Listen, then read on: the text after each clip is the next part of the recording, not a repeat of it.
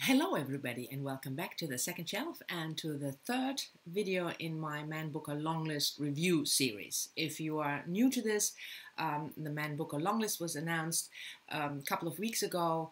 There are 13 books on the long list. I will leave the name and links to all those books down below, and I'm reviewing as I do on this channel, the female writers, and this is the third one, Daisy Johnson, Everything Under, which was published in July of this year. It's a debut novel. Daisy Johnson is a young English writer, and even though this is a debut, she published fiction before, short stories in magazines, but also a short story collection. But this is her first novel. Now, I have to say, I struggled quite a bit with this review because there are absolutely things about the book that I really, really love. The writing, for one, it's beautifully written, well crafted.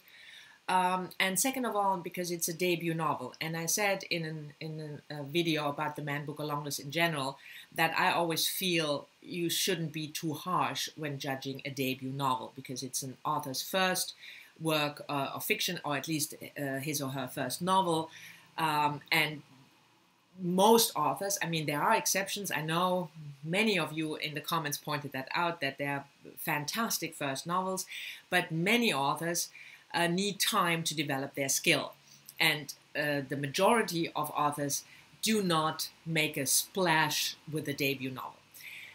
But because it's a novel longlisted for the Man Booker Prize, I felt that I reviewed it as a longlisted. I had to review it as a longlisted book. So this review, because in the end, I didn't think it was a very good book.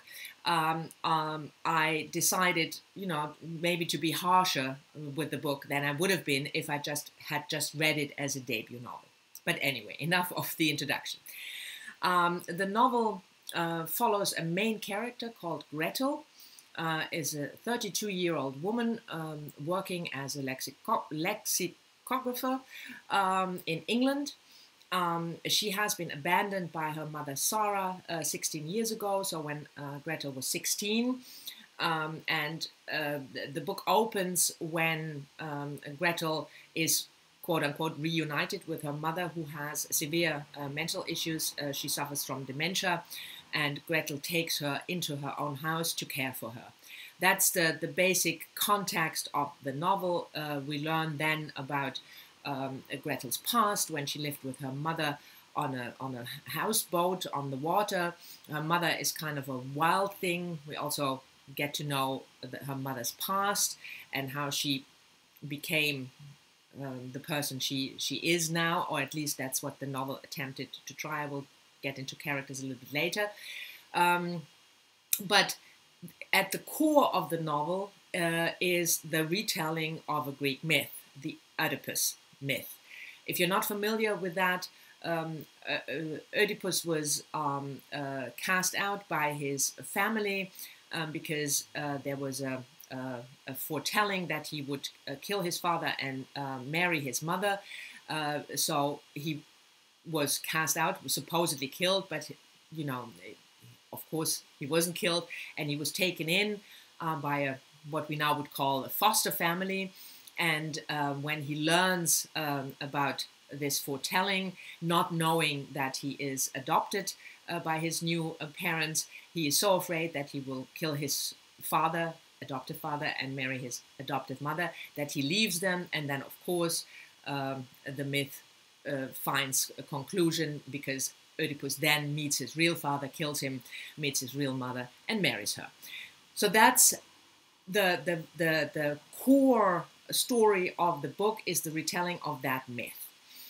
I already said that I liked a lot of things about the book, especially the writing, and Daisy Johnson is, in my view, surely somebody who will develop into a very, very good writer. But the story, and again, I am a plot-oriented reader, so the story is really important for me. It's really important for me that the story makes sense, that the pacing is good, but most of all, that the story makes sense. And for me, it didn't at all. My first problem was that I thought the story was much too cluttered. you had this Oedipus myth in the center, but you also had this very difficult relationship between Sarah, the mother, and her daughter Gretel, the abandonment issues, the dementia issues, and that made, for me, the book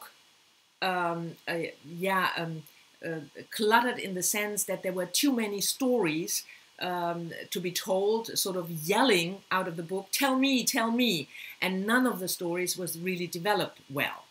And that also meant that none of the characters' backstory was developed all too well, in my opinion, because there was just too much going on. Like a small example, I said Gretel works for dictionaries, you know, she revises new entries. That felt like just being put in there in order to give some information about Gretel's background. It didn't make any, there was no connection for me between the character and this choice of job, but that was just really a minor irk. But like I said, the first thing is that there were too many stories in there, and I felt that if the author had concentrated on trying to retell this myth, it might have been a better book. Or if she had concentrated, you know, on the story, the relationship between Sarah and Gretel, the abandonment, Sarah's backstory, that could have been a good book as well.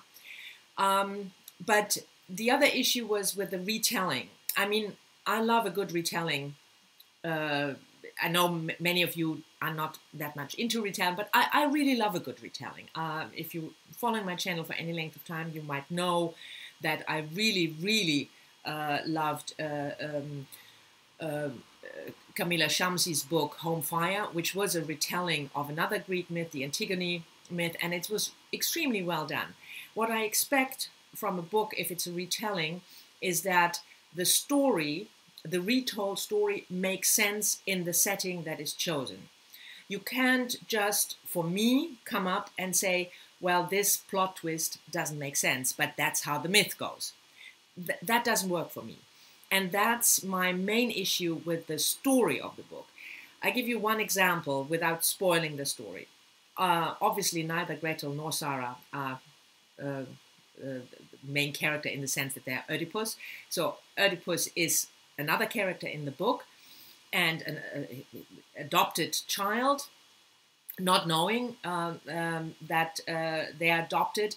And then at the 16th birthday of the child, a neighbor who's kind of a bit of a weird woman, you know, strange in her habits, but she and the Oedipus really get along well. And anyway, after the 16th birthday party of Oedipus, I will call him that as not to spoil the real name that is used in the novel.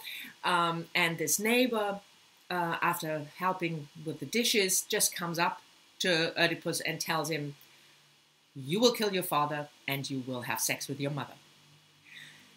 And Oedipus just believes it, goes off, you know, into the wilderness. That doesn't make sense. This plot twist just makes sense if you know that it is the myth that goes that way. But that is not a good retelling. You have to make sense of that story and of that plot twist in this modern setting. And you have to work it so that it makes sense. And you can't just, with every plot twist, which is completely unbelievable, tell me, yeah, but that's how the myth goes. I mean, it's you know, like with some authors in books, not retellings necessarily, just, you know, stories. When you have questions about the story or the plot or it doesn't make sense, and they tell you, but that happened in real life. That is not an argument. A story in a book has to make sense in the book, and for me, it didn't.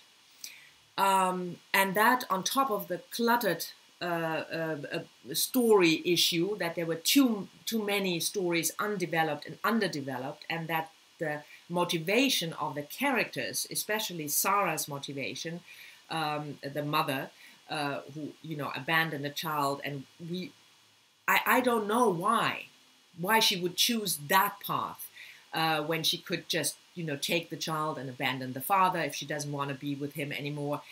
But it had to be that way because the story of the myth demands it. So I have to say I'm a dissenter. If you look at Goodreads, many people really loved the book. I didn't have any problems that I had with the story that didn't make sense to me. The writing was really beautiful. So I personally can't recommend it. I don't think it's a good book. I don't think it's a good retelling, but it's a well-written book. And if you are not bothered by my issues, then you might like it much more than I do. So check out, I will leave a link to the Goodreads group Man Bookering, where we discuss all the books. You can check out the much more favorable reviews of other people, and maybe this is a book for you, and it was just not a book for me. Anyway, this was my third review. I will leave links to the previous 2 reviews of Snap and Milkman down in the description box. Let me know whether you read the book or whether you are interested in the book, or how you think, what you think about my, issues with the retelling, whether you agree with me or not. I'm always interested, in a discussion, and I will see you all soon in my next video. Bye-bye.